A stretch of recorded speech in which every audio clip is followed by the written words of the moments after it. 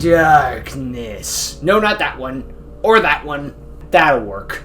It's an opinion of many people that humans are born evil and that their nature is to be cruel. And while I personally don't believe in this theory, there has to be a reason why it's easier to be a jerk than to be a good person. Especially in a world that seems to reward bad behavior and punish good ones, but I'm getting off topic. What we have here today is a duel that explores that question in a way. Is it right to abandon your identity and the things you care about for power? Or is darkness just a demon that will only ruin your life in the end?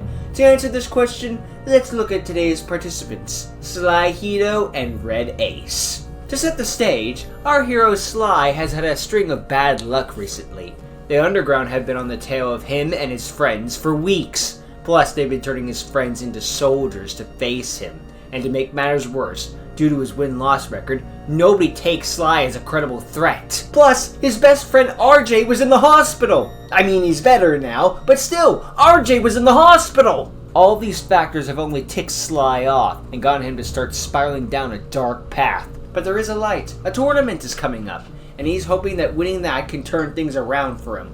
Sly goes for a walk to take his mind off things and runs into a man called Red Ace. Red Ace sees something interesting in Sly, a power he's rarely seen. He wants to draw this power out of Sly, and thus challenges him to a duel. Sly is so done with the state of his life that he accepts the challenge. A duel will at least give him something to take his mind off things. So, with all this setup out of the way, let's quit our stalling and get brawling.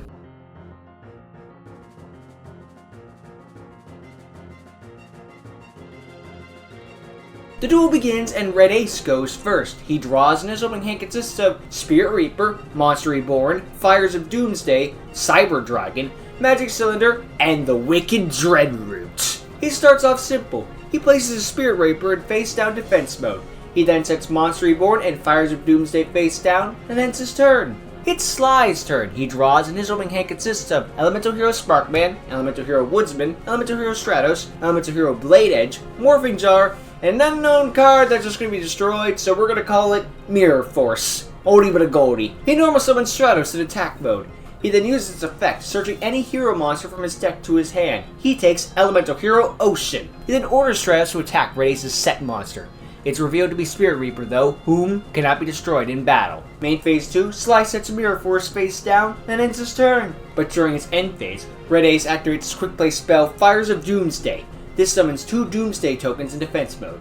They're level 1 Dark Fiend monsters with no attack or defense, and they cannot be used as tribute material unless it's to summon a Dark type monster. It's Red Ace's turn. He draws and gets Mystical Space Typhoon. He activates it at once, getting rid of Sly's Mirror Force before it can become a problem. Next he tributes all 3 of his monsters to tribute summon the Wicked Dreadroot. If that wasn't bad enough, Red Ace also reveals that he was one of the 4 founding members of the Underground, and he and his friends have been enlisting people from across the country in order to form this evil gang. They laid waste to 4 different states and turned their top duelist into nothing more than pawns in their army. Sly loses his mind at this revelation and goes berserk. He declares his hatred for Red Ace and the entire Underground. Red Ace laughs. This is exactly what he wanted to see from Sly. But before he strikes, here's Dreadroot's effect. It halves the attack and defense of all their monsters on the field. This makes Stratos even easier pickings. Dreadroot attacks Stratos, destroying it and inflicting 3,100 points of damage onto Sly. Sly laughs the pain though and begs for more. Red Ace scoffs at him. Main phase 2, he sets Magic Cylinder face down and ends his turn. It's Sly's turn. He draws and gets King of the Swamp. Now Sly can start comboing 2012 style. He uses King's effect, discarding it to add Polymerization from his deck to his hand. He then activates it, using Sparkman and Blade Edge from his hand to fusion summon Elemental Hero Plasma Vice. Ignore the stat bar, that's a typo. It may be weakened due to Dreadroot, but that doesn't matter because Sly activates Plasma's effect. By discarding a monster, Woodsman, Plasma can destroy an attack position monster the opponent controls. The Wicked God meets its wicked end. Red Ace congratulates Sly on being the first one to kill his Dreadroot. 1 Wicked God down, 2 to go. Sly wants to beat him before that though. Unfortunately, this universe's version of Dreadroot is a permanent power halve. but Sly still has Vice attack directly. Red Ace responds with Magic Cylinder. Now the attack is negated, and Sly takes damage equal to Plasma's attack. Sly loses 1300 life points. Main phase 2, he sets Morphing Jar in face down defense position off screen and ends his turn. Misplay for not normal summoning Ocean and attacking directly. And yes, Red Ace would most likely use Magic Cylinder on it instead of Vice, and thus Sly loses an extra 200 life points, but then he could just attack directly with Vice and deal some more damage. When facing gods, you need all the advantages you can get. He could have also discarded Ocean instead of Woodsman and maybe summoned or set Woodsman to search Poly later, but that's a little slow even for back then. So it's fine that he kept Ocean. But still a misplay for not summoning Ocean after Dreadroot died. Also misplay to Red Ace for using Magic Cylinder on 1300 damage. Like if it was a full power Plasma Vice, sure, but it's 1300 damage. Like seriously? The flawless victory isn't worth it, especially when Sly is going to be making a comeback later. But we'll worry about that later. For right now, it's Red Ace's turn. He draws and gets a mysterious card that he's going to set face down and get destroyed later, so we're calling it his Mirror Force. Since Sly controls a monster and he controls none, he special summons Cyber Dragon in attack mode. He orders it to attack and destroy Plasma Vice. Sly takes 800 damage. Red Ace then gives more backstory in the Underground, which you can watch the show for yourself if you're interested in. It's all on YouTube for free. Red Ace then sets Mirror Force face down and ends his turn. It's Sly's turn. He draws and gets Monster Reborn. He sets it face down immediately.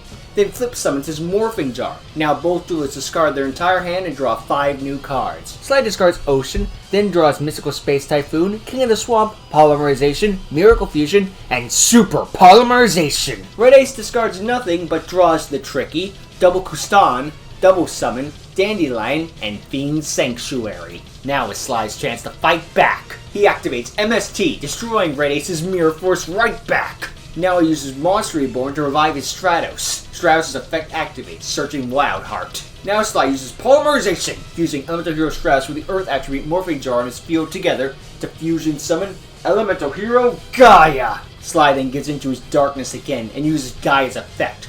On summon, it steals half of Cyber Dragon's attack points for 1 turn. So it now has 3250 attack points, while Cyber Dragon only has 1050. But wait, there's more! He activates Miracle Fusion, banishing the Water attribute King of the Swamp with the Elemental Hero Ocean in his graveyard to fusion summon his Ace Monster. Elemental Hero Absolute Zero! Battle phase, he orders Gaia to attack Cyber Dragon. Absolute Zero attacks directly. Red Ace finally takes damage and is knocked down to 3300 life points. Yet, he's disappointed. He expected better from Sly. But Sly isn't finished yet. He activates Super Polymerization, discarding the King of the Swamp to fuse Gaia with Absolute Zero to fusion summon his second Absolute Zero. Sly then has a Zero attack directly, knocking Red Ace down to just 800 life points.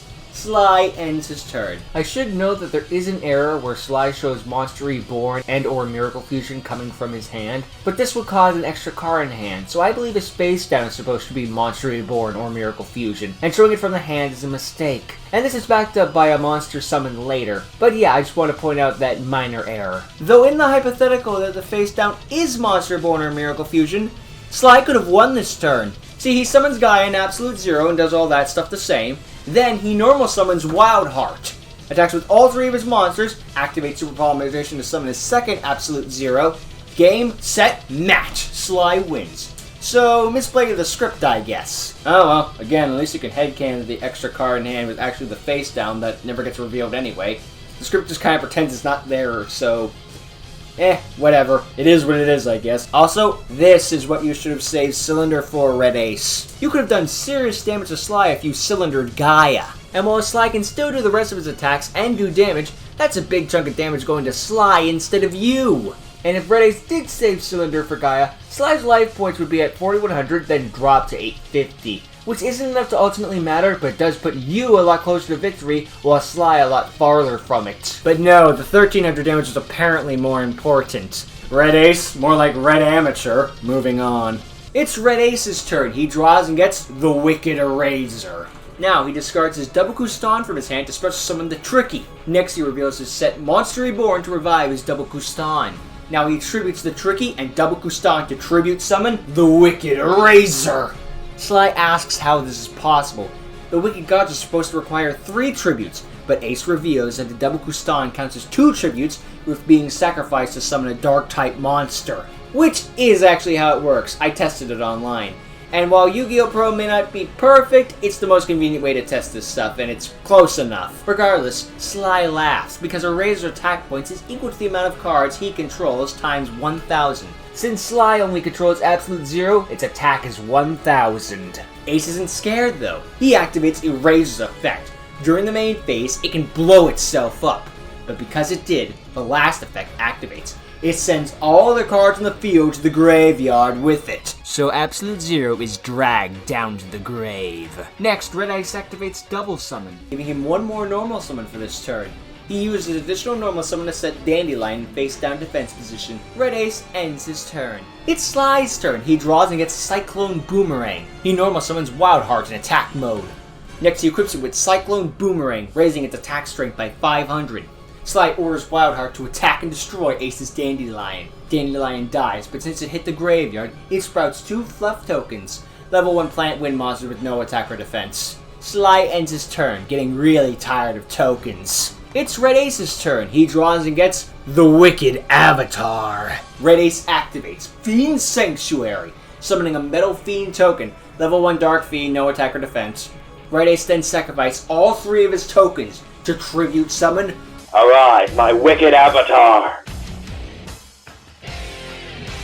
Avatar's effect activates. Once it's summoned, Sly is forbidden from activating any spells or trap cards for the next 2 of his turns. In addition, Avatar's attack and defense will always be 100 higher than the attack of the strongest monster on the field. Since the only other monster on the field is Wildheart, it now has 2100 attack points. Avatar attacks and destroys Wildheart. Sly takes 100 damage. And with no other monster in the field, Avatar's attack becomes 100, because the base attack of an empty field is 0. Red Ace ends his turn. It's Sly's turn. He draws and gets Elemental Hero Bubble Man. This is the perfect draw. Since he has no other cards in his hand, he can special summon Bubble Man. He summons it in defense mode.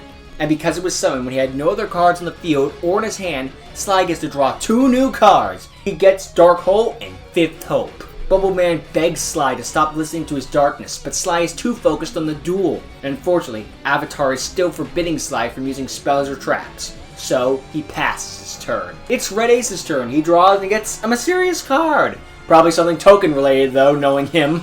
Now Red Ace has a problem. Avatar's attack is only 900, and Bubble Man's defense is 1200, so he can't do anything right now. With that, Red Ace ends his turn. It's Sly's turn. He draws and gets Sangan.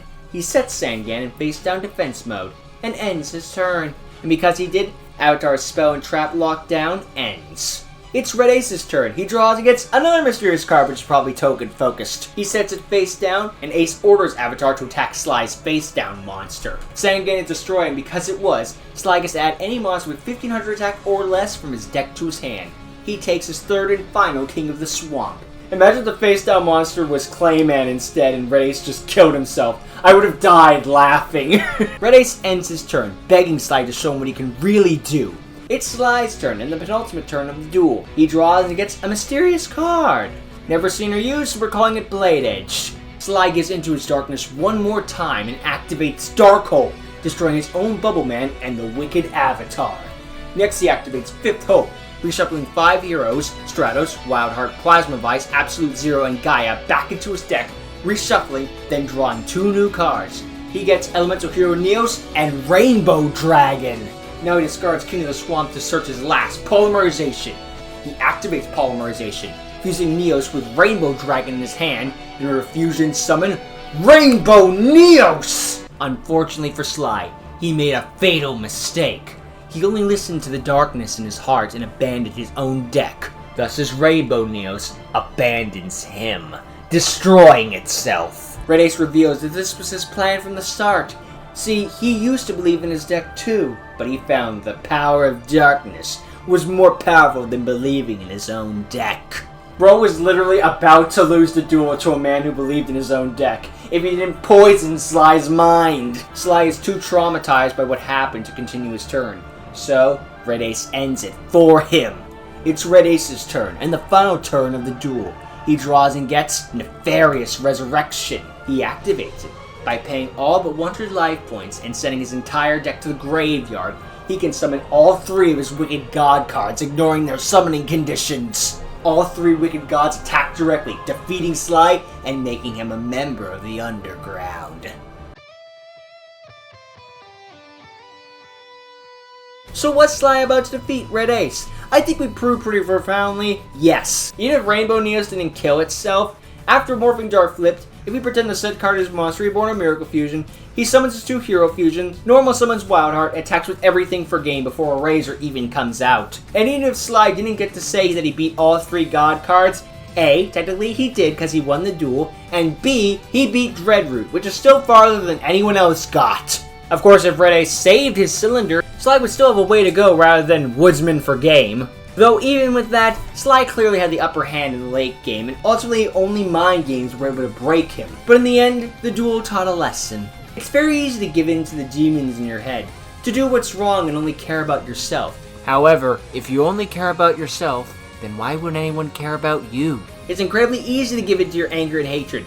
That's why we shouldn't do it! That's why you have that voice in your head that tells you what you did was wrong, and you shouldn't shoot puppies in the face. Watch. Evil is easy, but good is a struggle. It's the struggles in life that makes it worth living. Because while the occasional easy win can feel good, it's overcoming those struggles that will always be more rewarding than something you got for free. Because you're worth more than that. But what do you all think? Did you notice any misplays that I missed? Be sure to let me know in the comments below, and be sure to check out Card Heroes' channel in your own time. You can check out their classic series, maybe check out some of their card effects tutorials, and even get hyped for Card Heroes Crimson, which hopefully will be coming out in the 2020s. Link in the description. With all that said, 2026 is off to a rough start, but let's hope it can only get better from here. Until next time, later!